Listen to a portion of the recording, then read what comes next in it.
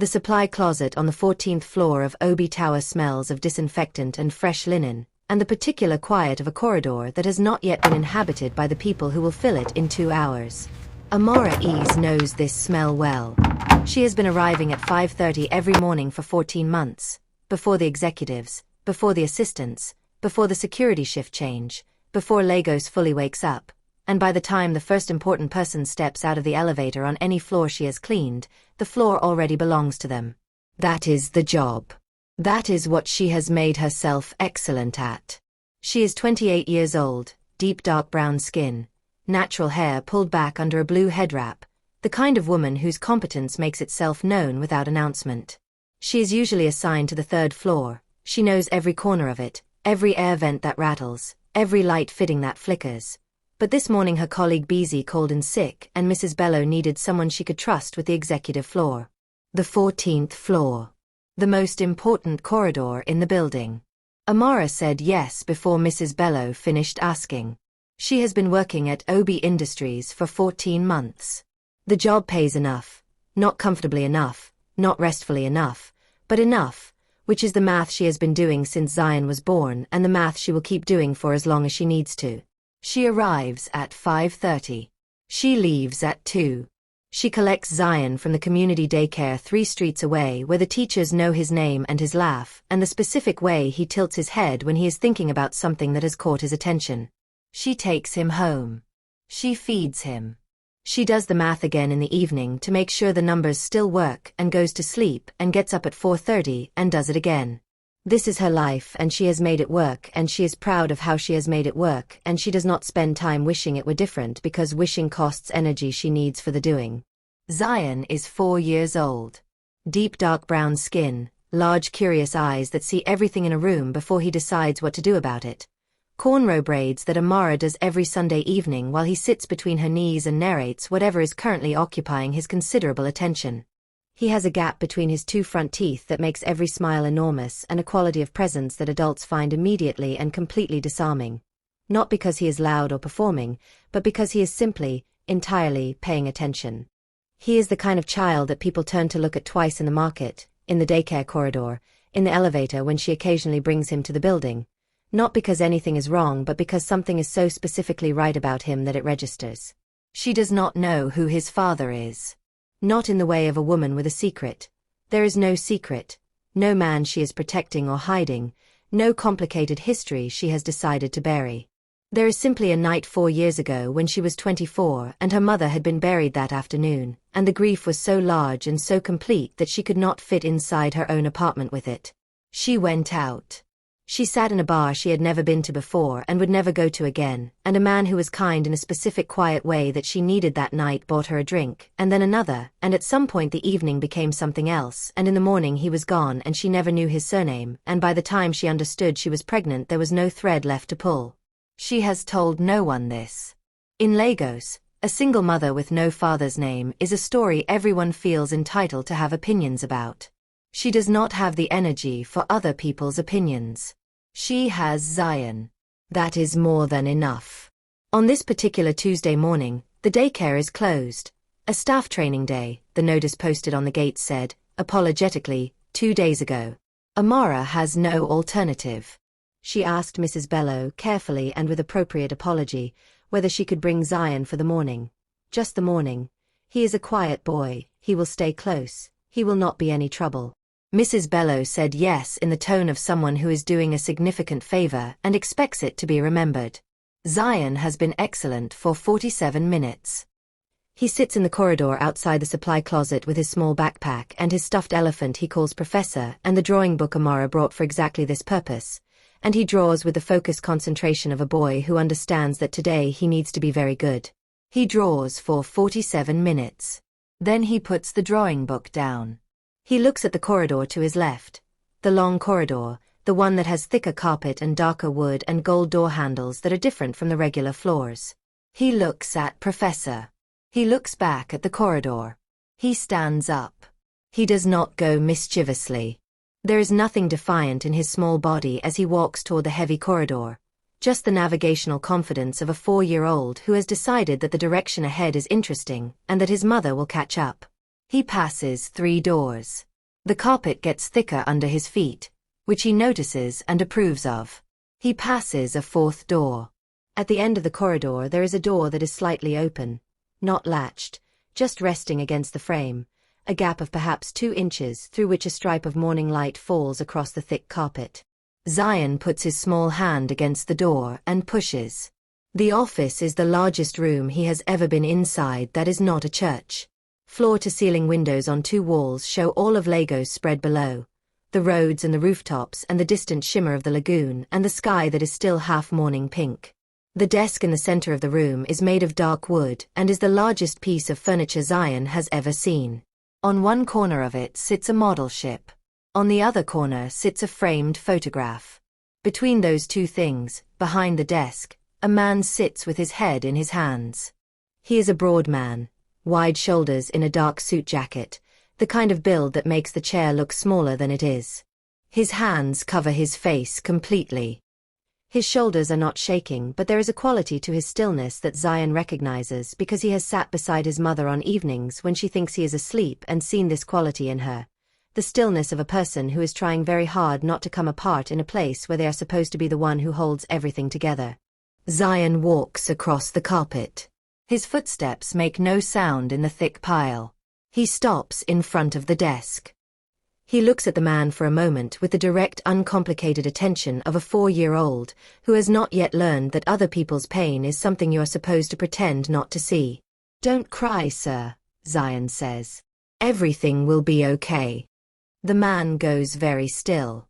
Then, slowly, he lifts his head. Emeka Obi is 38 years old, the founder and chief executive of Obi Industries, one of the most consequential men in Lagos. Deep dark brown skin, broad jaw, close-cut fade, the kind of man whose stillness in a room causes other people to straighten their posture without being told to. He has been in this office since 6 this morning, and the photograph on the corner of his desk is the reason his head was in his hands. He looks at the small boy standing in front of him. He sees the cornrow braids, the gap-toothed openness of the face, the large curious eyes looking at him with the complete and total attention of someone who has said a thing and is waiting, without impatience, for the response. The eyes, the shape of them, the specific quality of attention in them, that particular way of being entirely present and entirely unafraid at the same time. They are his son's eyes. His son Tabena, Toby, is 3 years old.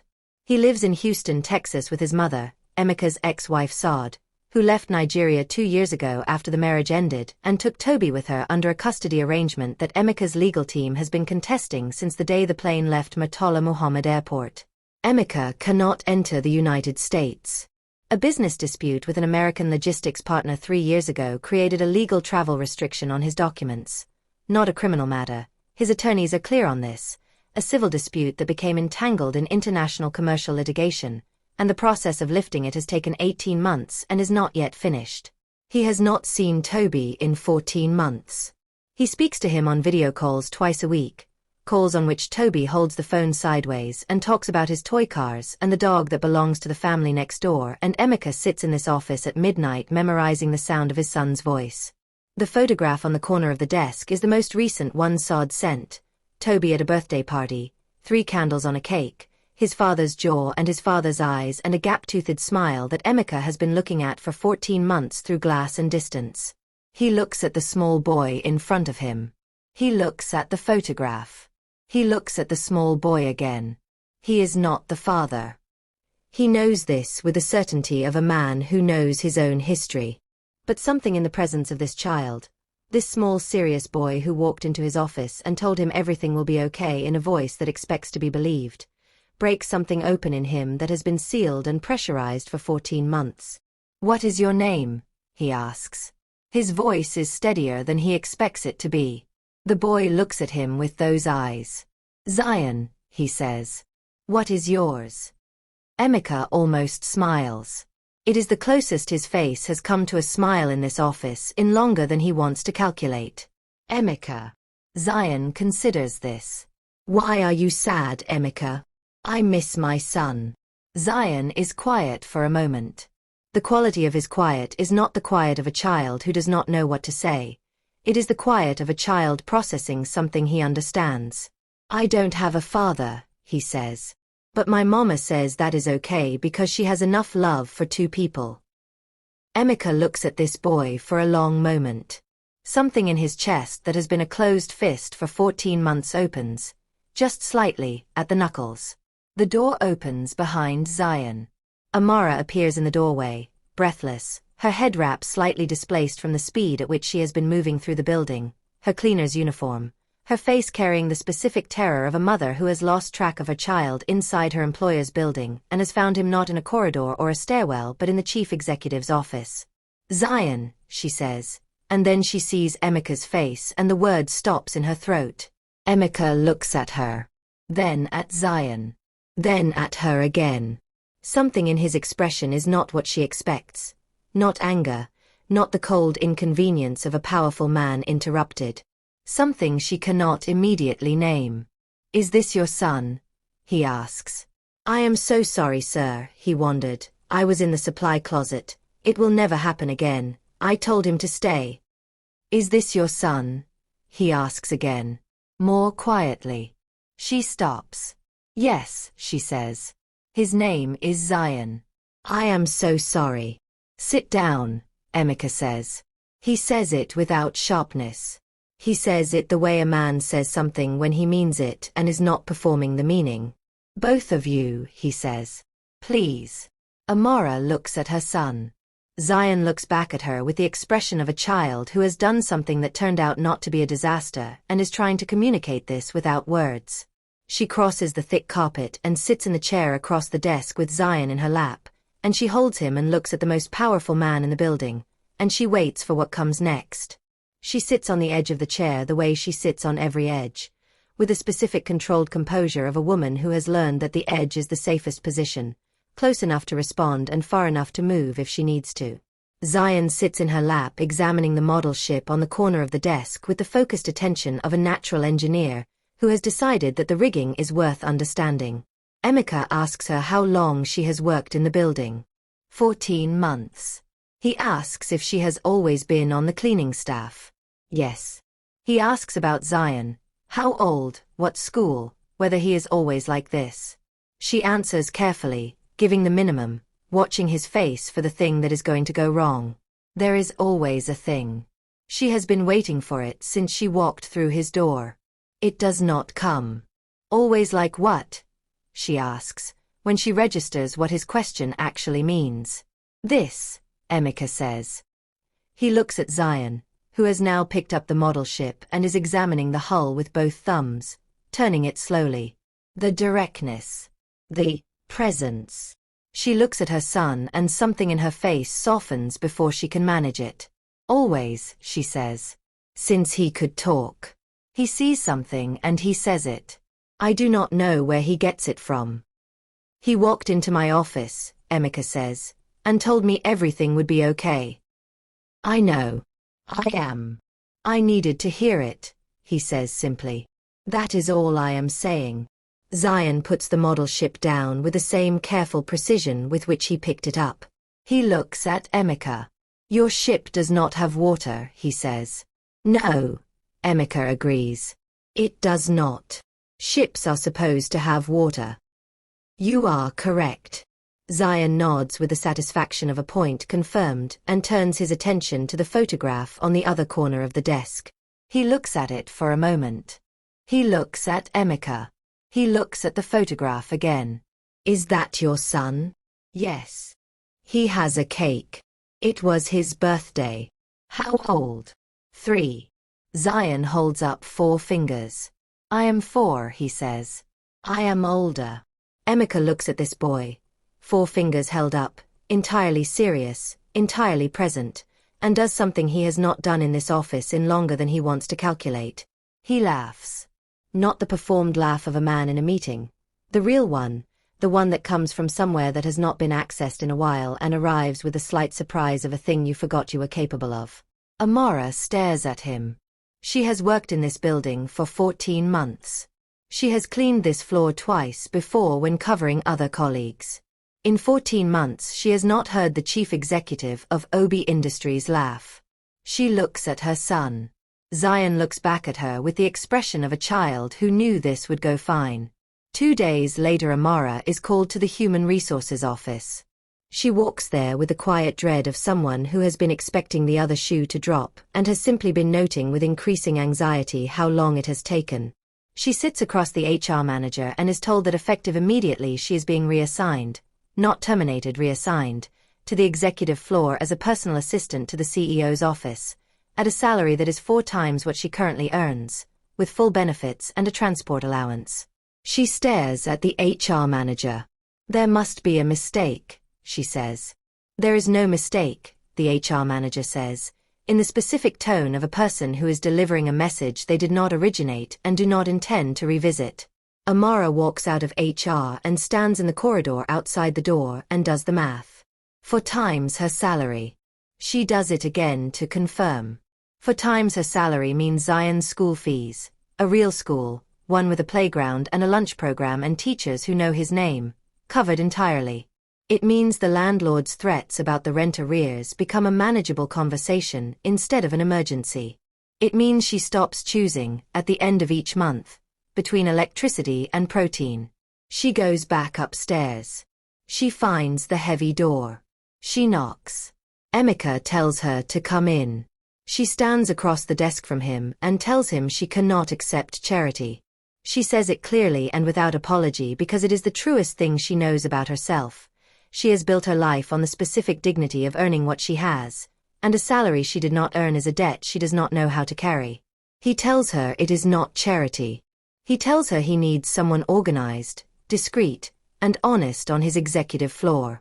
He tells her she demonstrated all 3 of those things in the 20 minutes she spent in his office managing a 4-year-old, a crisis, and the chief executive simultaneously without losing her composure.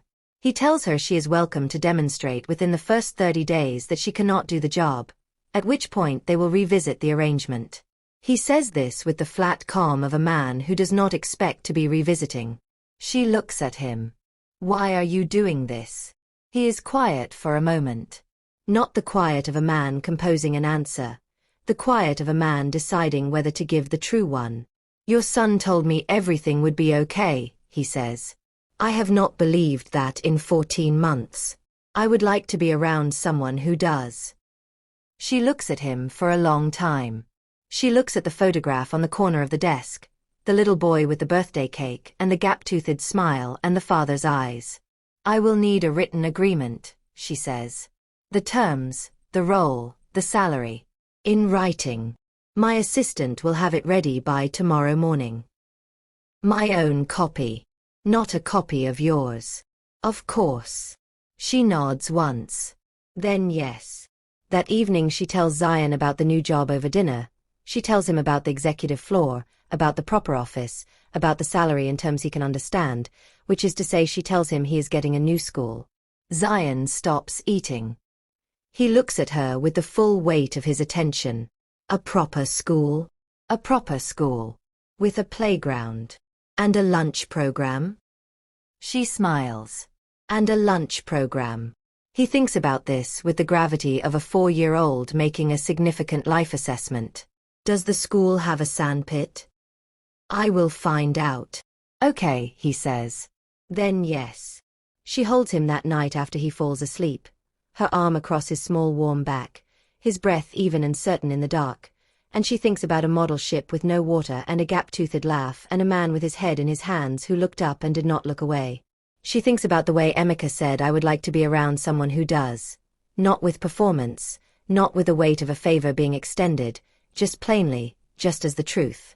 She has been waiting for the thing to go wrong for 2 days and it has not gone wrong. She thinks that Zion has always known things before she does. If this story already has you feeling everything, you are watching African Tales by Amarachi, and this is just the beginning. Smash that like button, subscribe to African Tales by Amarachi, and share this video with someone right now. Drop a comment. Did you see Emeka's reaction to Zion coming? Because next chapter is about to show you something that will stay with you. The executive floor is a different world. Not because of the carpet or the wood paneling or the quality of the light from the floor to ceiling windows, Though all of these things are different from the third-floor supply closet in ways that Amara notices and then deliberately stops noticing because noticing them is a distraction from the work. It is different because of what the work requires. On the third floor she needed physical competence, thoroughness, speed, the right chemical for the right surface, the ability to leave a space so clean that its cleanliness was invisible. On the 14th floor she needs a different kind of competence. She needs to hold information without being asked to, anticipate needs before they are expressed, read the room with enough accuracy to know when to speak and when the most useful thing she can offer is her own absence. She discovers, in the first week, that she is very good at this. She is organized in ways that the previous assistant, who left without adequate notice, which is why the position was available, was not. She tracks Emika's calendar with the focused attention she brought to the cleaning schedule, cross-referencing meetings against travel time and preparation requirements so that nothing arrives without warning. She is discreet in ways that earn trust quickly. 3 executives on the floor test her in the first week, casually, each in a different way, and she passes all 3 tests without appearing to know she is being tested. She is direct in a way that the people around her find either refreshing or destabilizing depending on their relationship with honesty, and she learns quickly which is which. Emika finds it refreshing. He does not say this directly. He is not a man who narrates his appreciations, but she learns to read his responses the way she reads every room, accurately and without fuss, and what she reads is a man who is paying attention to her work in the specific way of someone who is satisfied with what they are seeing. Zion begins visiting the office twice a week. This starts as a practical solution.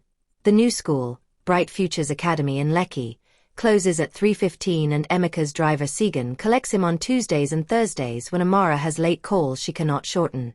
It becomes something else entirely when Amara notices, on the second Tuesday, that Emika has moved his 4 o'clock call to 3:30. She does not comment on this. Zion treats Emika's office the way he treats every space that interests him, as a place that belongs to him by right of attention. He comes in, puts Professor the Elephant on the low table in the corner, opens his drawing book, and begins his assessment of the room's current state as though conducting an inspection. He reports his findings to Emika without being invited to. The model ship has been moved. He approves of the new position but notes that it is still lacking water. The photograph of Toby has been joined by a second photograph, Toby slightly older, sitting on a garden step. Zion examines both photographs with the seriousness of an archivist, then looks at Emika and says, "He got bigger." "He did," Emika says. "Will he visit?" "I am working on it." "You should work faster," Zion says, which is exactly what he said the first time. And Emika looks at this boy and the laugh comes again from the same place it came from the first time, somewhere genuine and unguarded and fully alive. He answers Zion's questions with the specific patience of a man who has been missing the experience of being asked impossible questions by a small person and has not realized how much he missed it until the questions started again. Why is Lagos so loud? Because it is a city that has a lot to say and not enough hours to say it. Why does the building not touch the clouds? Because the architects miscalculated, slightly. Why does Emika have so many phones? Because different people need different versions of available. Why is the model ship not in water? This is a fair point and will be addressed. On the 3rd week, Zion falls asleep on the office couch. He falls asleep mid-sentence. He has been narrating a story about something that happened at school involving a boy named Chukwemeka and a missing lunchbox and a conclusion that has not yet been reached. And between one word and the next the narration simply stops and his head drops to the side and he is gone, with the instantaneous totality of a 4-year-old whose body has decided the day is over. Emika looks at him for a moment. He takes off his jacket, the dark suit jacket he has been wearing since 7 this morning. He crosses the room and lays it over Zion with the careful deliberateness of a man performing an action he does not want to wake anyone with. He stands there for a moment looking at this small sleeping face and the gap-toothed slackness of the mouth and the cornrow braids pressed against the couch cushion. His chest does the thing it has been doing since the first Tuesday. He has stopped trying to name it. He calls his attorney that evening and tells him to move faster on the U.S. travel restriction. His attorney says they are moving as fast as the legal process permits. Emika says to move faster than that. Amara and Emika begin talking in the mornings. This is not a decision either of them makes.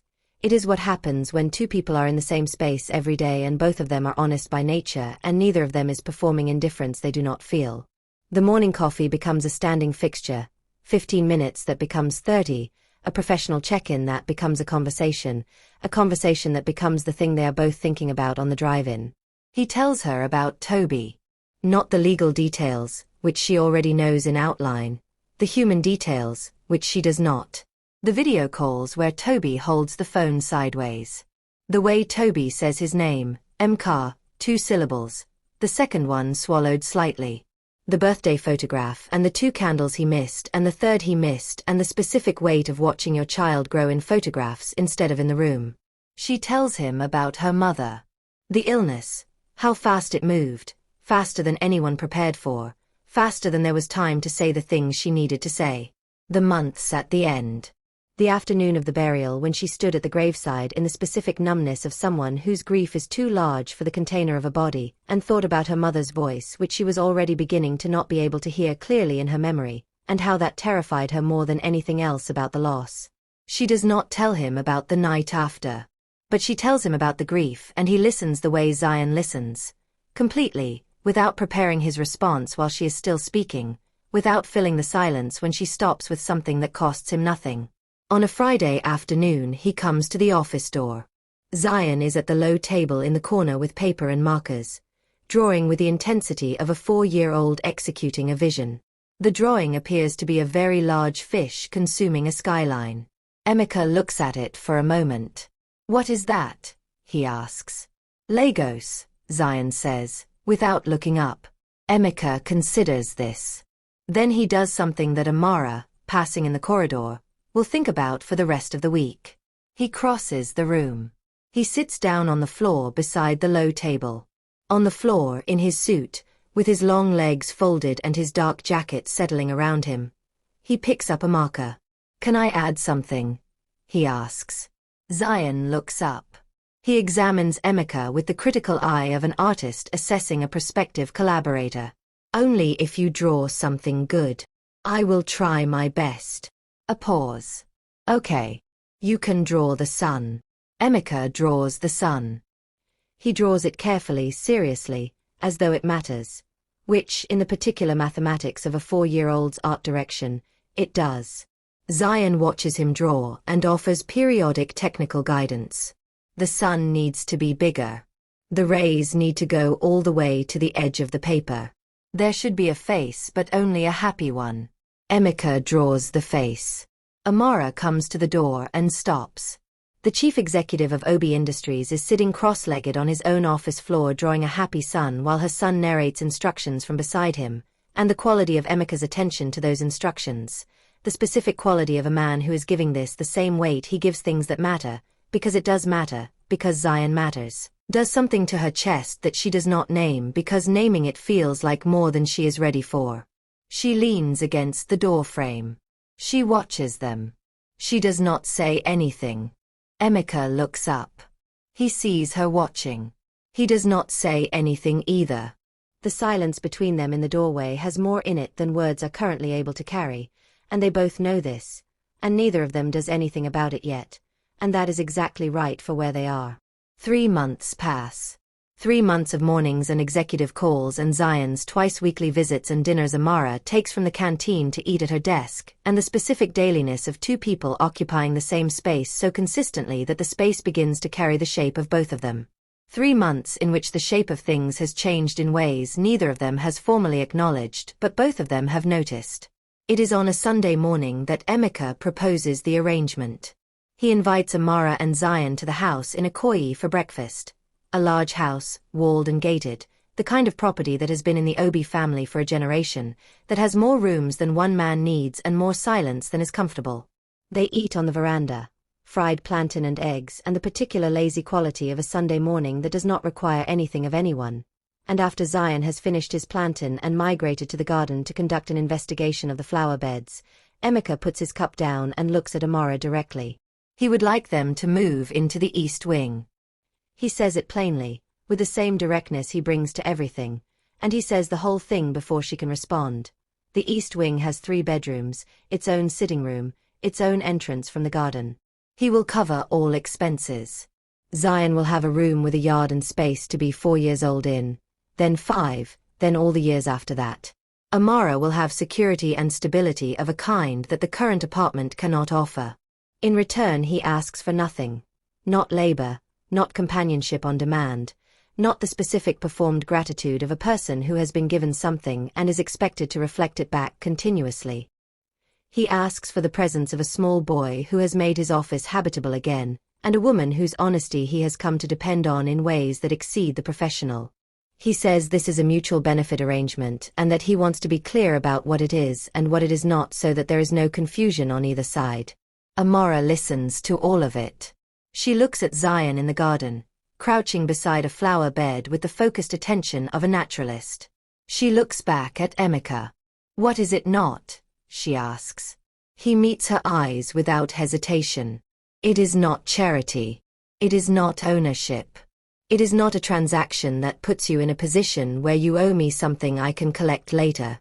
It is not a situation in which your presence here is contingent on my continued approval, or in which you need to manage my feelings to keep the arrangement intact. A pause. I am aware of what I am asking, and I am aware of what it looks like to the outside. I am asking because I believe you are a person who can hear what I am actually saying and separate it from what it looks like. She is quiet for a moment. In the garden, Zion has found something in the flower bed, a beetle, from the way he is examining it, and is informing it at length of his findings. I have conditions, she says. I expected that. She keeps her salary, unchanged, not adjusted upward as a sweetener. She is not interested in sweeteners. She keeps her independence of movement, no asking permission, no accounting for her time outside working hours. The arrangement is documented in writing by her own attorney, not his. If either of them decides the arrangement is not working, they part cleanly and without consequence to her employment or her son's school. He agrees to every condition. He does not negotiate a single one. He does not pause before agreeing, does not suggest amendments, does not perform the consideration of a man who is doing her a favor and wants her to appreciate the magnitude of his generosity. He simply says yes, and yes, and yes, and yes, in the tone of a man for whom these conditions are not concessions but obvious courtesies. This tells her more about who he is than anything he has said in 3 months. They move in on a Saturday. It takes 4 hours and 2 trips in Segan's vehicle because Amara does not have very much and what she has is mostly Zion's. The drawing books, the markers, the stuffed elephant professor, the specific collection of small objects that a 4-year-old accumulates and assigns significance to. Zion tours the East Wing with the systematic attention of a property assessor. He opens every door. He tests every light switch. He examines the yard from the garden entrance for a long moment, then turns to his mother with his assessment. It is good, he says. Yes, she says. It is. My room is the castle. Then the castle it is. He nods. Okay. We can stay. The weeks that follow settle into a shape that Amara does not have a previous name for. The house is large, but Emeka does not use it to create distance. He is present in the mornings at the kitchen table with his physical newspaper and his marked articles, present in the evenings on the veranda where the 3 of them eat dinner most nights, present in the corridor outside Zion's room in a way she notices because she notices everything. The way he cannot pass that door without looking in, a quick check, a fraction of a second, as though confirming something he needs to be true. She learns him in the dailiness of it. The newspaper and the pen.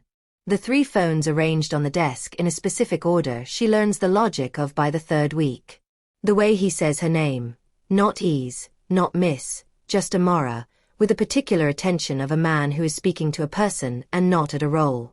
The way he stands at the kitchen counter on the mornings she beats him to the coffee and waits without impatience for her to finish, and then makes his own without commenting on her method even though her method produces coffee that is objectively too strong.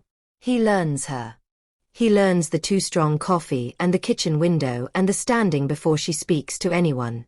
He learns the laugh, the one that happens before she can manage it, and he learns not to make it a significant event when it happens because making it significant is the fastest way to make it stop. He learns the way she defends Zion's right to ask impossible questions with the specific quiet ferocity of someone who was told too many times that her own questions were too much. One evening after Zion is asleep, Emeka tells her his attorneys have made progress. The U.S. travel restriction, the legal hold, the civil dispute that became international litigation, is being dissolved. He will be able to travel to Houston within the month. He will see Toby. He also tells her something else.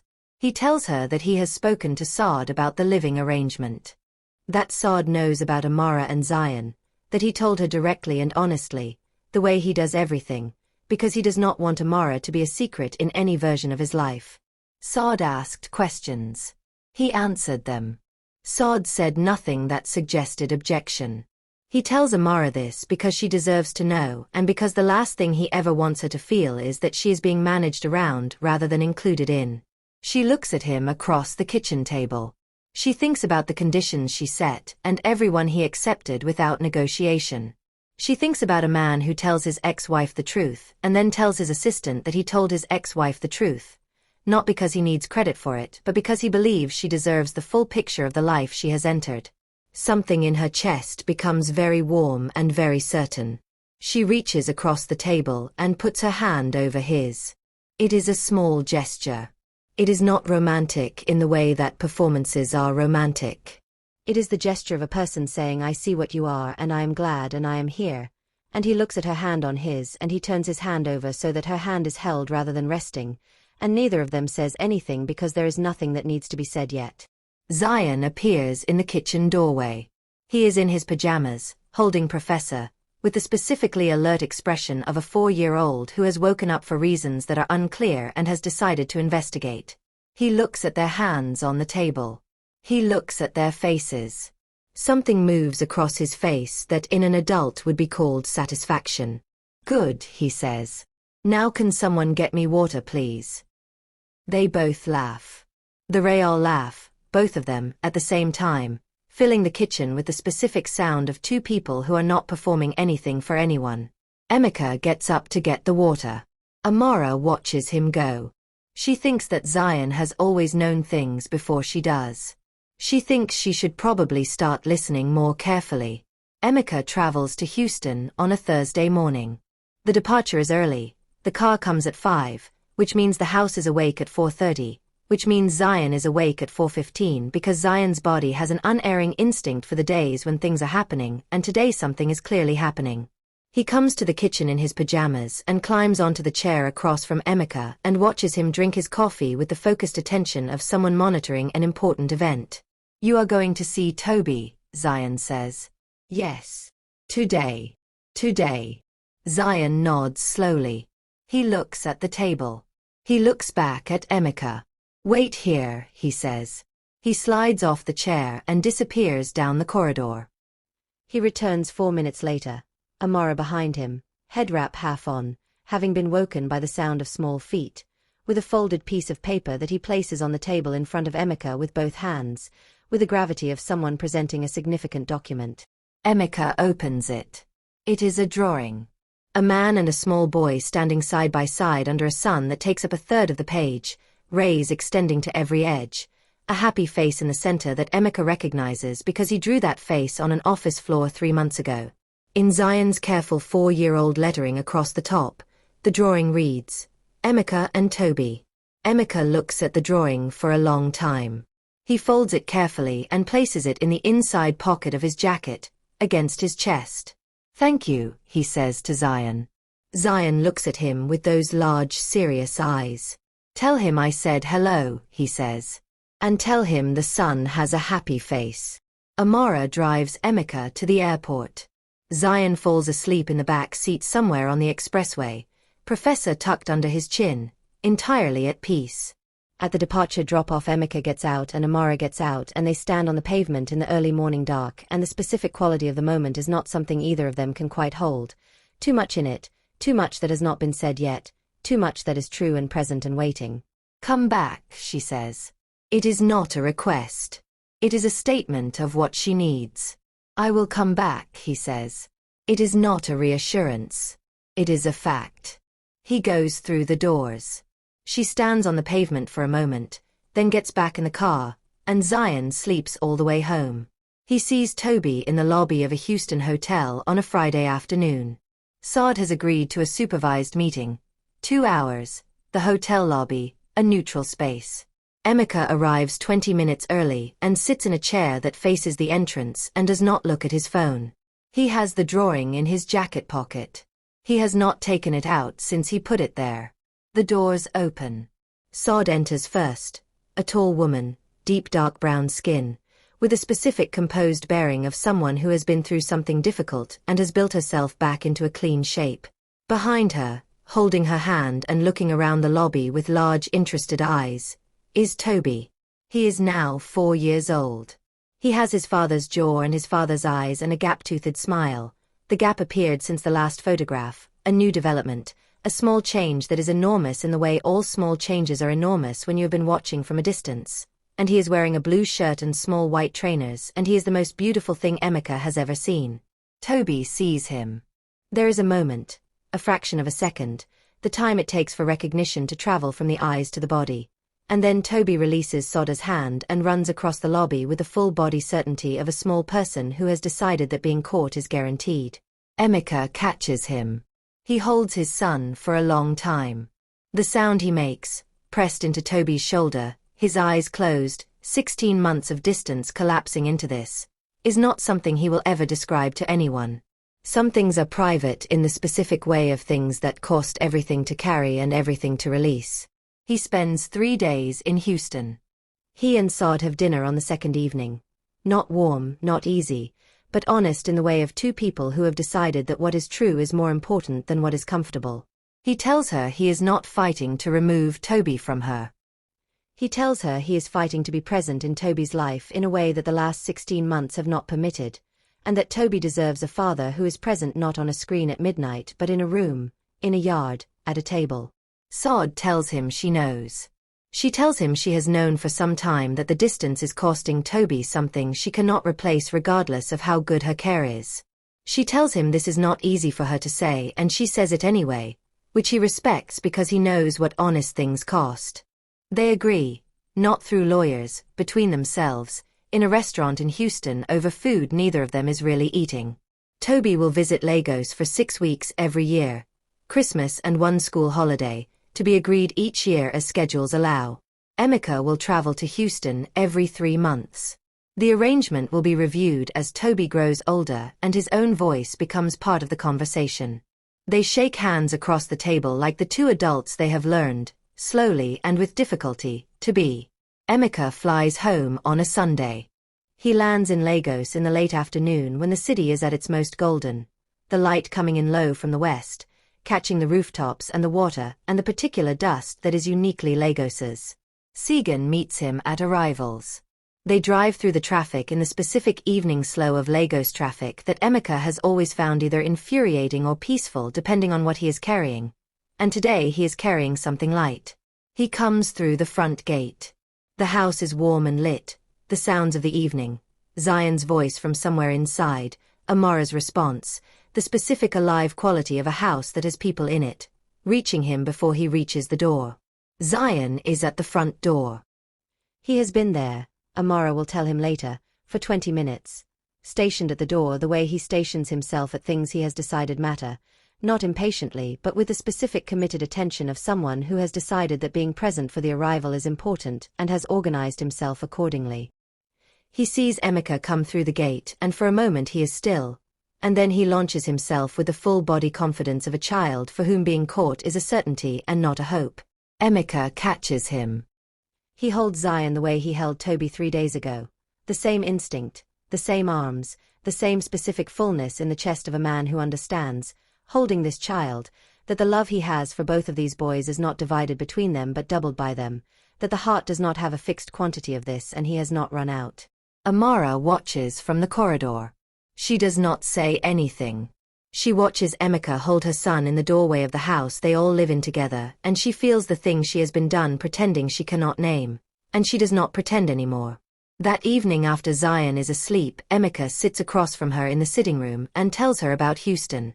He tells her about the lobby and Toby running across the marble floor and the blue shirt and the gap-toothed smile and the drawing in his jacket pocket. He tells her about Saad and the dinner and the agreement they reached between themselves, without lawyers, like adults who have decided that what Toby needs is more important than what the dispute costs them. Then he tells her something else. He tells her that in Houston, sitting in that lobby with his son in his arms for the first time in 16 months, his first coherent thought after the relief and the overwhelm settled was that he wanted to tell her about it. Not his attorney. Not his board. Not any of the people who occupy the official structure of his life. Her. Amara. He wanted to tell her because she was the person he wanted to share it with, and that wanting was not something he could continue to categorize as professional or practical or the mutual benefit of a well-managed living arrangement. He tells her he is not asking her to decide anything tonight. He is telling her because she is a person who deserves honesty before she is asked for anything, and he wants to be the kind of man who gives it without attaching a requirement to it. She looks at him for a long time. She thinks about a supply closet on the 3rd floor and a corridor with thicker carpet and her son's voice saying everything will be okay to a man who needed to hear it. She thinks about a drawing of a happy son and a man sitting cross-legged on an office floor following her son's art direction with complete seriousness. She thinks about conditions and yes and yes and yes without a single negotiation. She thinks about her hand on his and his hand turning over. I already decided, she says. I have been decided for some time. I was waiting to see if you would get there. Something in his face opens. Not the CEO, not the powerful man, not the composed stillness that is his default in every room. Just Emeka, the man underneath all of it, the one who draws sons on office floors and carries children's drawings in his jacket pocket and says honest things simply because they are true. I got there, he says. She smiles, the full one, the real one, the one that is entirely hers. They marry 8 months later on a Saturday morning in April, in the garden of the Ikoyi house that has become in every sense that matters a home. 12 guests. No formal reception hall. Chairs arranged on the grass, flowers from the garden itself, the morning light coming through the trees the way it does at that hour, direct and warm and without ceremony. Zion is 5 now, gap-toothed still, in a tiny dark suit that he selected himself from 3 options, having rejected the first 2 on the grounds that the lapels were wrong. He knows what lapels are because he asked Emeka once and Emeka told him and Zion filed it under things worth knowing. Toby is in a matching suit in Houston, via video call on a tablet propped on a garden chair, Saad holding the phone so he can see. Toby waves at the screen with the enthusiasm of a 4-year-old who has been told this is an important event and has committed to participation. Zion waves back from the garden with equal enthusiasm. They have been introduced on 3 video calls over the past months and have reached the specific wordless understanding of small children who have decided they like each other. There is a moment during the ceremony, brief, human, complicated in the specific way of things that are made of more than one feeling at once, when Saad and Amara look at each other through the screen. Something passes between them. 2 women who know each other through the honest account of a man they have both, in different ways and different times, built their lives around. 2 women who have decided, separately and without discussion, to give the children in that life room to be loved from both directions. The moment lasts a second. Neither of them names it. Both of them understand it. At the small reception after the ceremony, Zion gives a speech. No one asks him to. He does not tell anyone he is going to. He stands up on his chair with a glass of orange juice because he has observed adults do this at occasions and understands it to mean that what follows is important, and he waits with the natural authority of someone who expects to be heard. The garden goes quiet. I walked into Emeka's office, Zion says. And he was sad. And I told him everything would be okay. And it was. He looks around the garden at the 12 guests and the flowers and the 2 screens propped on chairs, with the satisfaction of a 5-year-old who has just said the whole truth in 12 words and knows it. The end. The garden laughs. The garden claps. Someone at the back is crying and is not embarrassed about it. Emeka looks at this boy standing on a chair in a tiny suit with wrong lapels. This boy who walked through a wrong door and sat down in front of a man who was falling apart and told him with complete conviction that everything would be okay, and then proceeded, methodically and without being asked, over the following months, to make it true. Amara watches her son take a bow. She thinks the same thing. That is where this story ends. In the garden. In the April morning light. With a 5-year-old taking a bow and the woman and the man who found each other because of him sitting together in the specific piece of people who have arrived somewhere they were always meant to be. That is where it ends. Except for one thing. 3 weeks after the wedding, on a Tuesday morning, Amara is at the kitchen counter at 6 am. Her usual hour. Her usual coffee, too strong, standing at the window before she speaks to anyone, watching the garden come into the morning light. The house is quiet. Emeka leaves early on Tuesdays, already gone, and Zion is upstairs in the castle, his morning voice not yet started. The doorbell rings. She crosses the kitchen. She goes to the front door. She opens it. A man stands on the step. He is well dressed. A good suit, deep dark brown skin, broad build, a face she has not seen in 5 years but has thought about in the specific involuntary way of things that leave a mark without asking permission. She has thought about his face because it is in Zion's face. The set of the jaw. The quality of attention in the eyes. The specific way of being present. She has looked at her son for 5 years and seen the half of him that is not her, and standing at her own front door she sees where that half came from and her body understands it before her mind has finished processing it. In his hand he holds a folded page. A Lagos Society magazine. She can see from the angle the glossy cover, the social pages. He opens it slightly and she sees the photograph. Herself and Emeka and Zion in the garden on their wedding morning, the light on their faces, Zion mid-bow on his chair. Her face clear and unmistakable.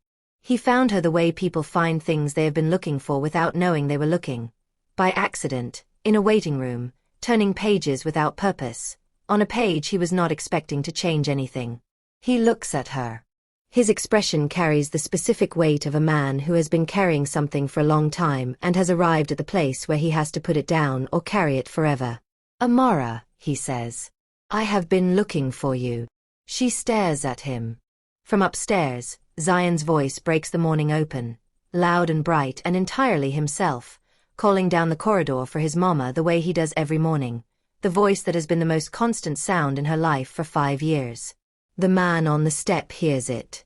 He looks past her toward the sound. Something moves across his face, something she cannot yet read, something that is made of more than one thing, something that is going to require more than a doorstep and a morning to understand. She does not move from the doorway. She does not speak. She stands between this man and the sound of her son's voice and she waits, with the specific still composure of a woman who has been through enough to know that some things cannot be rushed, and that what comes next will require everything she has learned about standing her ground. To be continued. Thank you from the bottom of our hearts for watching this story on African Tales by Amarachi. If this story moved you, if Zion made you smile, if Emeka made you believe, if that ending has your heart racing, please smash that like button, subscribe to African Tales by Amarachi, and share this video with everyone you know because part 2 is coming and you do not want to miss it. Drop a comment right now. What do you think Zion's father wants? We read every single one. See you in part 2.